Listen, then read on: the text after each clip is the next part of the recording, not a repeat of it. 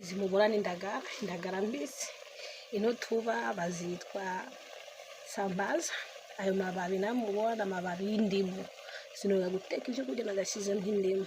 Rero ko indimu zabuze ngerageza nkarondera nari igiti cy'indimu, ngira gute ngakuramwo ashiraho indimu, uko ushyizemo aya mababi ni nkaho nyine akamoto kaza ni kakamoto nyine k'indimu.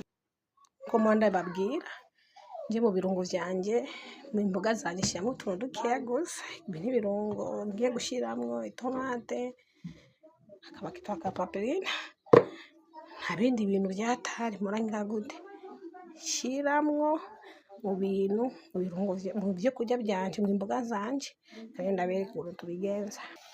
Iyo kurateka tuboga arizo indagara, ugerageza kudafundikira, ufundikiye umuhisha utuma tugira